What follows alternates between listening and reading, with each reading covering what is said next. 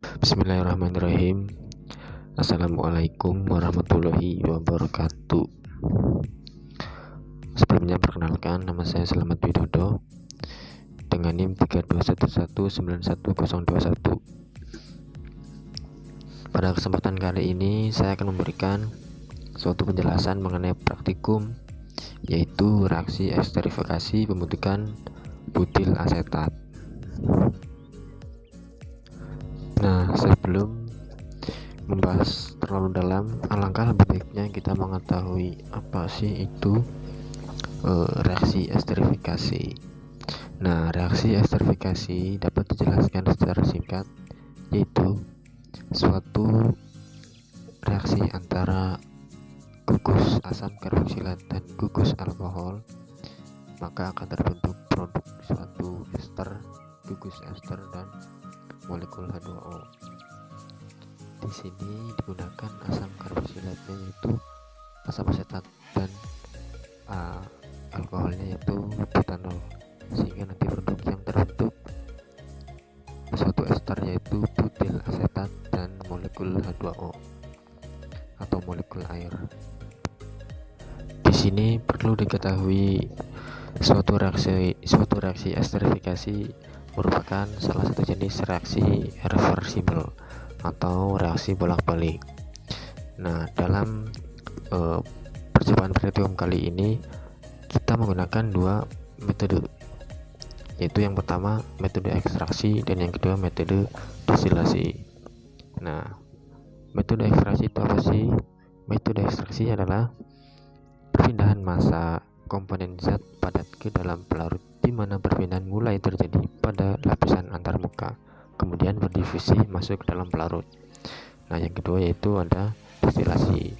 Distilasi merupakan perbedaan titik-titik komponen zatnya digunakan untuk memisahkan larutan ke dalam masing-masing komponennya. Nah, sekarang langsung saja kita masuk ke dalam cara kerja. Cara kerjanya yaitu yang pertama kita menyiapkan 45 mili butanol dan 60 mili asam asetat. Nah, kenapa sih digunakan 60 perbandingan 60 dengan 40 mili? Nah, dalam reaksi ini nantinya yang bertindak sebagai reaksi pembatas yaitu butanol, maka perbandingan butanol lebih kecil dibandingkan asam asetat. Nah, ketika reaksi pembatasnya butanol, maka butanol akan habis. Nah, asam asetatnya nantinya akan berubah menjadi suatu senyawa butil asetat. Nah, kemudian setelah pencampurannya di dalam labualas bundar kita tambahkan asam sulfat sebagai katalis. Nah, asam sulfat biasa digunakan sebagai katalis karena dapat mempercepat suatu reaksi. Nah, dalam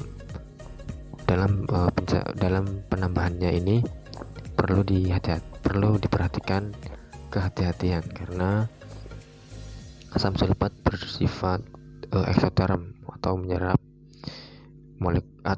panas dari lingkungan, sehingga ditakutkan ketika kurang berhati-hati saat penambahan akan terjadi suatu percikan api atau timbulnya asap. Dan selanjutnya kita mereflux selama 1 jam. Metode reflux ini digunakan untuk pencampuran antara dua zat dengan cara pemanasan tanpa adanya senyawa yang hilang. Nah, reflux ini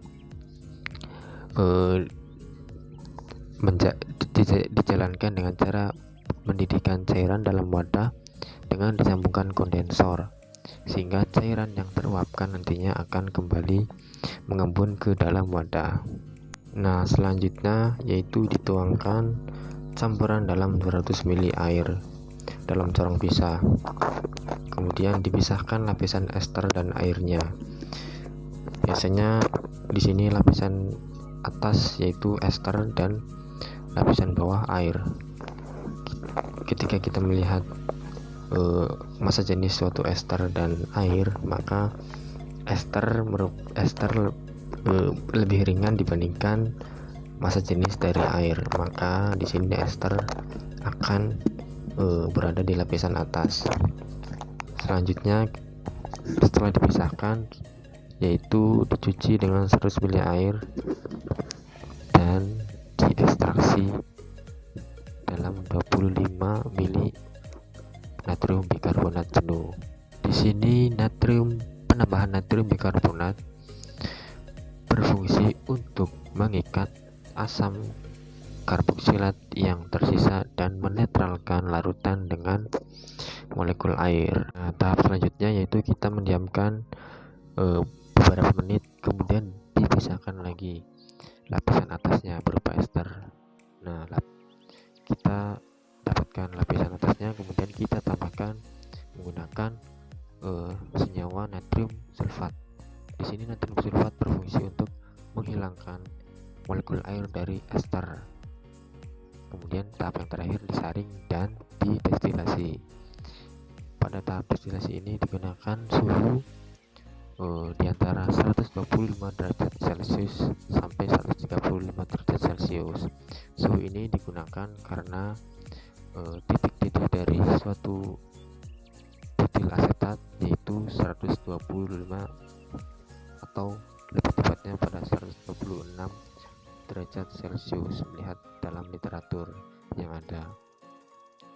Nah, destilasi di sini yaitu untuk memisahkan suatu esternya dengan air atau dengan molekul air, karena molekul air itu memiliki titik didih berkisar pada suhu 100 derajat Celcius dan pada butil asetat memiliki suhu 126 derajat Celcius, maka keduanya akan berpisah atau memisahkan sehingga didapatkan suatu senyawa butil asetat dengan kemurnian yang tinggi. Dan pada tahap yang benar-benar akhir yaitu dengan melakukan metode atau uji indeks bias. Di sini suatu butil asetat atau suatu produk butil asetat memiliki indeks bias sebesar 1,38. Oke, itu saja yang dapat saya sampaikan. Kurang lebihnya saya mohon maaf karena saya menyadari masih banyak kekurangan dalam pembuatan atau penyampaian materi kali ini. Saya tutup dengan wassalamualaikum warahmatullahi wabarakatuh. Terima kasih.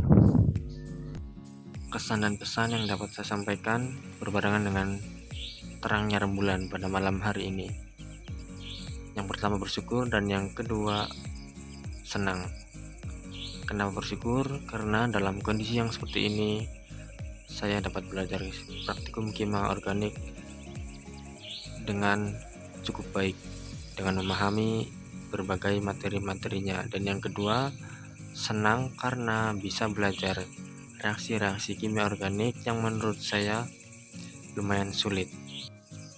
Dan pesan yang dapat saya sampaikan, semoga kita semua terlindung dari wabah COVID-19 ini, dan semoga bisa cepat berlalu, dan semoga kita semua dapat beraktivitas, dapat berkuliah secara normal kembali